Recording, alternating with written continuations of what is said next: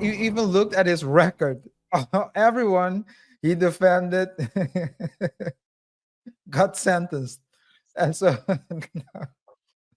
it's the same dude.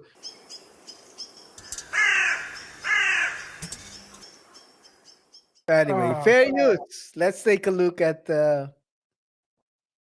this and what really happened with those legal pads.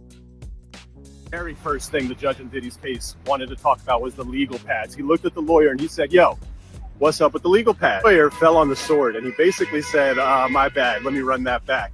And it's a problem because once you say something wrong and it turns out to be wrong, and now we know that about you, for this judge, it's going to cause you to lose an incredible amount of credibility. Now, at the same time, this wasn't that damaging because the judge had already believed that these materials should be protected. You didn't have to argue to the judge that somebody wrote legal on top. The judge was already on board that these are materials that the government should not have been photographing. That was just, it was the lawyer riffs a little bit. He's a great lawyer, but he tends to freestyle and go off script and start riffing. You saw in the TMZ interview, he made that. no. You remember? You remember? You remember? You remember? You remember? You Is it remember how he Costco broke Man? it down? His Is it baby oil Costco man. Costco dude. Yeah, the Costco dude. Oh. And KR, I we think we- had a show. KR, we had the show where we talked about it. I think you even, I mean, the title was even something to the extent of, is Diddy's lawyer gonna is Diddy's lawyer gonna crash out? You even looked at his record. Everyone he defended got sentenced. And so it's the same dude. It's the same dude that I think it was on TMZ. I don't know if this was on TMZ or if it was somewhere else that same dude. tried to defend the 1,000 bottles of baby oil story by saying, dude, bought it on sale at Costco. Hey man, the guy. Causing Costco to say we don't sell baby oil. Oh Yeah, my that's why God. we ask ourselves: is this guy going to get him locked up? I think. He's right. Lawyer for workers. He was right when he said, "Why are you going to over pursue the situation? The judge already agreed with you that it's all legal, and then somehow you gotta show him, hey, by the way, there's legal on it as well, but the other picture doesn't have. I mean, you're over pursuing. The freestyling doesn't work sometimes. You cannot freestyle. If this is, I mean, when you're recording, sometimes, I mean, we're gonna keep it in the music business. Sometimes you cannot go out in the record booth and start freestyle. You need to write up your stuff. This man's out here freestyling with his life on the line. This is crazy. This is crazy. Yeah. Can you believe it? This could have been. I mean, this is not gonna be the end of his bond because I mean the judge already agreed. But it down the line. Now that I know, because of course Diddy has various cases with various lawyers, because we've also seen other lawyers as well. Now that I know that we're talking about this lawyer, then yes, I do believe. So from what I understand, KR, and then correct me if I'm trying to rephrase it in a way just to make sure that I understand it correctly. Dude won. He won. Yeah, he was up 20-0. He decided to. He told the dealer, hit me. Hey yo, he had 20. He was playing blackjack. He had 20. He was there. He said, He hit said, me. hit me. I want that one.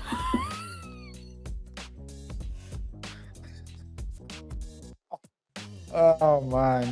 Hit me. I want that one. I want that hash. Oh man. This is crazy. Fair use. Let's continue. Let's finish it up. comment about, I don't know, my client shops at Costco and he gets it in bulk. And he should not do that. I don't think he'll do that. In fact, today in court, they changed up the seating arrangement. And they had another lawyer sitting next to the main lawyer, and she was going to do some of the speaking and be like a little bit of a watchdog on him because he tends to riff. Ultimately, I think this issue is gonna get swept under the rug, and it's not going to be a big problem for the defense because of how weak the government's bond argument was today, talking about these BOP violations and really bringing nothing to the table other than the video showing Puff beating Cassie in that hotel lobby. Beyond those two things, there was very little that stuck out about the government's presentation on why this guy's so dangerous that he can't get a bond. Be very. It's getting slim, man. You cannot hold it. I mean, the arguments are falling apart a little bit. And yeah, the main argument. No, continue. Go ahead. No, my biggest question is, are they holding back right now because they don't want to show their hand yet? Who is? The prosecution. The state prosecution. Because they're saying, I mean, basically, the only reason why they're saying it started, I mean, the reasons are falling apart right now, one by one.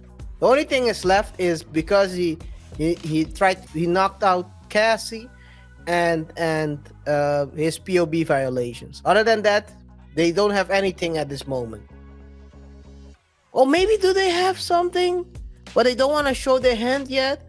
If this is the way they're gonna proceed with this case, this might fall apart even before December next year, RJ. Yeah, I don't know if it's gonna fall before, so the case will implode, because we don't know what they have. Yeah, that is true. And we're talking about what we talked about in the previous show was that Diddy was calling potential witnesses and telling them to, allegedly telling them to hush or say something else. Yeah, and so that's basically, you're basically obstructing the prosecution of doing their job. It's its job. And so we argue that was a great, so that was the reason why he had to be held in jail pending the court date.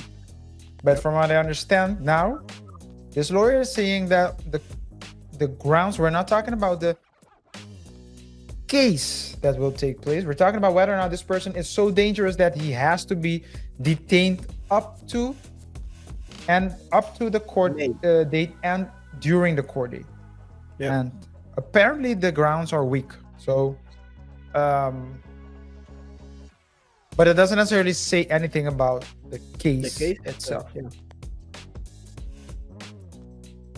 It's gonna be very interesting, man. And I think one thing for sure, and that this is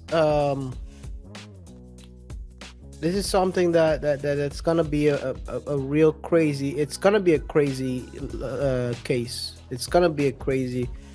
I mean, the stories. From what I heard, they're gathering a lot of. They're talking to a lot of people. They've been talking to a lot of people. The prosecution, to see how they can build this case a bit differently, and people we've seen people who have seen interviews from, like Gene Deal. I mean, I think they're trying to see how they're gonna frame the storyline, right? You talk to a lot of people, you see the storyline for the whole everything that happened. What are we going to highlight? What are we not going to highlight? Who should we take as a witness? Who shouldn't we take as a witness? Because not all witnesses are created equal. It's gonna sound crazy, but not all witnesses are created equal. So you have but limited time. So, that's borderline unconstitutional. What you just. Just kidding. Yeah. I know you're kidding, but the thing is this: you have a limited time to present your evidence. I mean, we've seen at YSL they try to show unlimited evidence and see how that worked out. One guy we all knew that was involved walked off with 15-year probation. Who was involved with a lot of weird situations. Let's put it that way. Not saying that he was involved with any illegal stuff, but he was around a lot of weird situations. But all jokes aside, so here we are with Diddy. Diddy, it seems like he's heading out. It looks like there are no other ways to hold them in that cell. And of course, it's really interesting because stories have been leaking about him, about how he's being treated. Toure had this story to tell.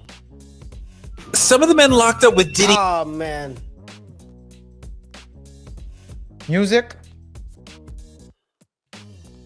To be honest, I didn't review this myself before.